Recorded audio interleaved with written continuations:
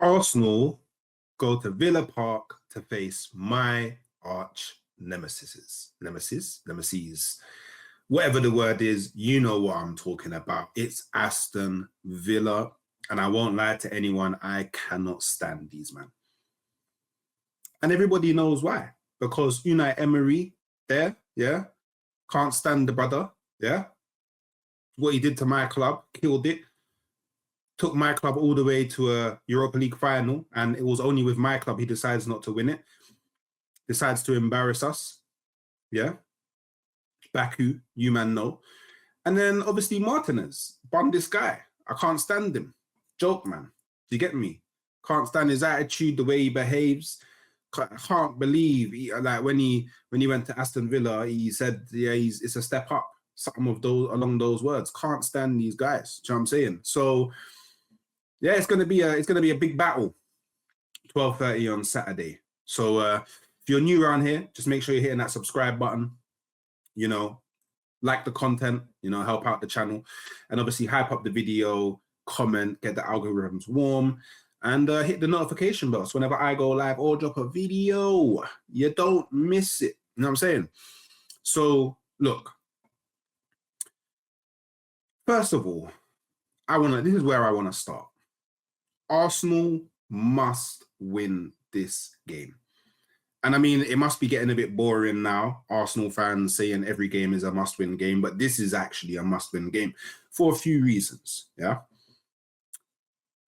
First reason, we have to show Emery, yeah, that we're the guys, yeah? We need to put him in his place. He's on a bit of good form with Aston Villa at the moment. I think they actually have the best form in the league at the moment. So we need to put, you know, a stop to that and show them levels. Yeah, because we've done it before. Because last season we beat them 2-0 at their ground. Big up Trossard and Partey for that one. Yeah. The second reason, yeah, we had the 5 games of death. Yeah, after the international break, we had Tottenham, then we had Bayern, then we had Chelsea, then we had Brentford, and now we have Aston Villa. Yeah, if we go on to win this game, that would have meant in our 5 game of death, we got 4 wins and 1 draw. That draw coming away at Stamford Bridge.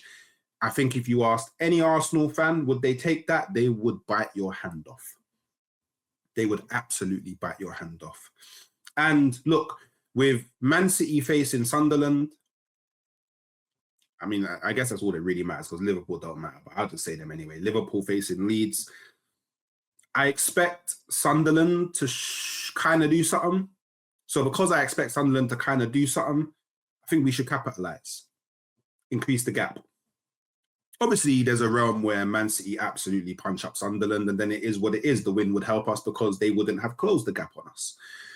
But with Leeds at Ellen Road, Chelsea recently found out that that's a hard place to go to. It would be nice to increase the gap on Liverpool as well, should they drop points. Because let's not be fooled, people. There will be a point in this season where Liverpool bounce back and they go on like a win spree of like 7 or 8 and they close the gap that they've created themselves. You know, no one else created it for them. They created it themselves. So we need to do all we can to be picking up points at all of these grounds. Now, the third and final reason for me, at least, is other than the Etihad, this is our hardest ground to go to. Etihad is game week 32. Now, if we can go and get 3 points at this ground in the form that they are in, that is a massive statement. Massive statement. Because a lot of teams will be then looking at Arsenal like, man, why couldn't they just drop points, man? I thought it was going to drop, you know, all of that. Let's drop their confidence. Because you don't only lose confidence when you're in a title race by dropping points yourself, you also lose a bit of confidence when you expect other teams to kind of drop points and then they end up not doing it. So we have a chance. We have a very big chance. But people, it's going to be very difficult. Very, very difficult. I'm not underestimating Aston Villa at all. Yeah. Emery's got them purring. Yeah. They're phenomenal this season. Obviously, they started off really bad. I think something like 4 games they didn't score, and they've kind of turned that on its head. And hopefully Arsenal have players there that need to be there. Now, I'm hoping Saliba's back, yeah? But for me, the most important player that has to be on the pitch tomorrow, come hell or high home, whatever the phrase is Declan Rice, yeah? Because this is going to be a physical battle. Proper physical battle. And when we get to the lineup, there's going to be a lot of you that don't like my lineup, but I am building this, preparing for the physicality that we're going to face at Villa Park. Now, I want to use something that, Arteta said in his last interview with Sky Sports, which is, we need players that are fully committed. We need people that are fully committed. Involved is not enough. We need full commitment. We need blood, sweat, and tears on the pitch. And going up against, I don't know who exactly they'll play, but it could be a Kamara, it could be a Nana, it could be a Rodgers midfield. That midfield has hella energy, hella physicality, hella beef, hella war. That's what it is. So we need players like Rice who are up for that, who will, the whole game, give everything and leave everything on the pitch and travel back on the coach sleeping good. Yeah? So Declan Rice, I know you said to Sky you're fine. I know you was walking fine. I know you said you'll be there. Arteta, trust in him, let him just be there. Do you get me? Like if he has to, I don't know, play under some sort of injury, give him an injection, get him through this game, we can rest him for the next 2-3 games. Do you know what I'm saying? You get me? That's when he can get his rest. But we need him tomorrow. There's nobody that I need more on the pitch than Declan Rice. So look, let me get into the lineup that I would like to go against Aston Villa. Yeah. Now, obviously, I'm going to be going with Raya in goal. I think it's pretty self-explanatory at this point. There's no keeper better than him in the world. Kept another clean sheet against Brentford. It would be so great if you could do that again, Raya. It would be so great. I can't lie to you. Right back. Now, this is tricky, yeah? Because I'm going Timber. But in the scenario where Mosquera's still out and Saliba's still out, then I would have to put Timber centre-back and Ben White right back. But because I'm anticipating Saliba being back, because I think Arteta said something along a few days and he should be available to some degree, I'm putting Saliba in there. Because Saliba hasn't been ruled out entirely, I'm putting him there. Saliba is also someone else that we need against Aston Villa. We need that experience. Do you know what I mean? And our build-up has been a bit since he's been gone, innit? So I have to bring that back. Obviously, Gabriel's still out, so Hincapié roll into that left centre-back. And he's got that heart and that spirit and that fight and that fire in his belly that we need. We need against Aston Villa. So I'm actually quite happy that, not saying that Gabriel don't have that, but he has that.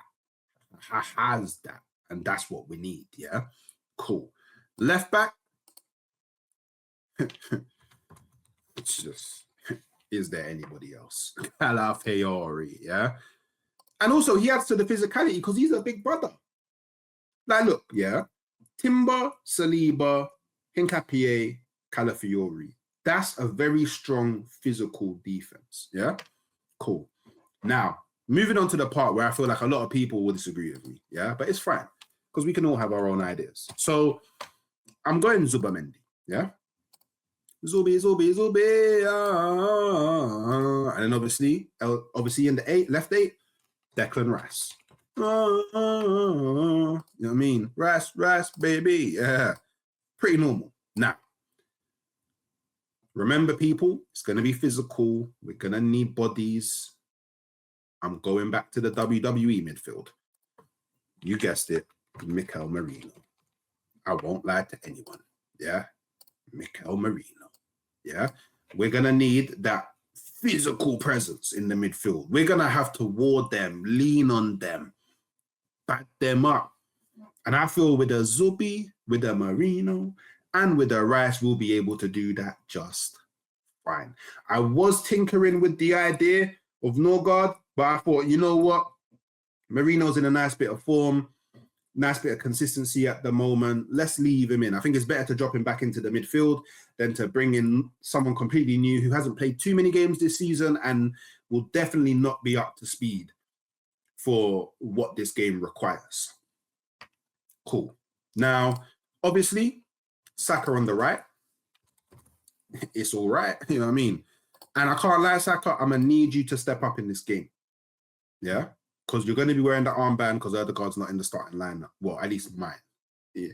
He may start. He probably will start. But if he's not, Saka armband needs you to step up, need a goal, need an assist, need a brilliant performance. Yeah? Now, to add to the physical aspect, yeah, my brother, Gyokeres, he just goes straight back into the line. And I think that, obviously against Brentford, I think that Marino got all of those minutes in the 9 because Arteta just went, you know what, let's save him for one extra game. Give him that one extra game of nothing to go wrong, no setbacks, no nothing, a little bit extra rest. He came on for about 8 to 10 minutes. Unleash him at Villa Park, yeah? Because he will make it very physical. For the Pau Torres, you're about to get lent on. I won't lie. Conso, you'll be cool. You should be. But Pau Torres, you're getting lent on. And then for me, at least, I don't know if Trossard's back, but even still, I'm putting Eze left wing. And the reason why I'm putting Eze left wing, I'll explain it real quickly, yeah? Now, obviously, I expect Declan Rice to be moving here, moving there, all of that stuff, yeah? But I feel like with Marino there, I feel like he will drop a bit more, maybe. You know what? This is what I anticipate. This could happen in the game, yeah? You see something sort of like a box, yeah? And then Eze can just slot in right here. And then you'll probably see Calafiori bomb. And then obviously everything shifts over, right? And this is probably how we completely pack out the central areas and force Aston Villa to go wide. I'm not too concerned about Villa going wide, personally. So yeah, it's kind of my desired lineup. This is what I think Arsenal should go with. Obviously, people, let me know what you think in the comments below. I'm predicting a 2-1 to the Arsenal. I don't think we'll keep a clean sheet, but it'd be nice if we can. And yeah, like the video, subscribe to the channel. And as always, I'm going to love you and leave you. Come on, you gonna.